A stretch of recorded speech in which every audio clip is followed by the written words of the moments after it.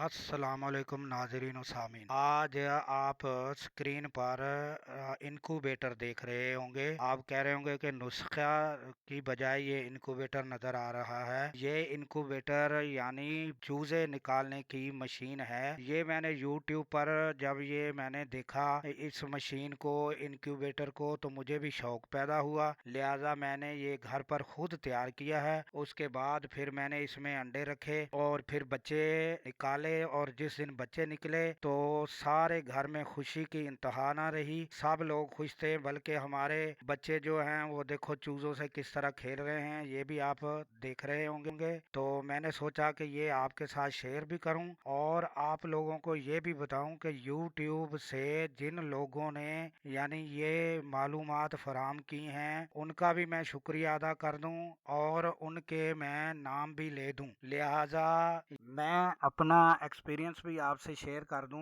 मैंने जो अंडे रखे वो 12 थे और टेम्परेचर मैंने 37.7 बरकरार रखने की कोशिश की है। उसका वो टेम्परेचर जो 37.7 है यानी 0.7 वो नीचे ऊपर हो जाता था, यानी कि 7 से कभी वो 5 हो जाता था, कभी 4। 37 यानी बरकरार रहा। जो 0.7 है वो यानी कि कभी 5, 4, कभी 6, कभी 7 ये रहा। उसके बाद ह्यूमिडिटी जो है वो 14 दिन तक जो मैंने बरकरार रखी वो थी यानी 40 से 50 तक, 40 से 50 तक। और 14 दिन के बाद मैंने उसको बढ़ा दिया, 50 से 60 कर दिया, ताकि वो यानी अंडों को जो है ना वो नमी ज्यादा मिले और बच्चे आसानी से निकल जाएं। ये मेरा एक्सपीरियंस रहा। अब जिन दोस्तों से मैंने इस्तेफादा हासिल किया, जिनसे मैंने फायदा हासिल किया, यानी उन दोस्तों के नाम ये हैं। एक हैं अब्दुल रहमान, जो चाचा क्रिकेट के नाम से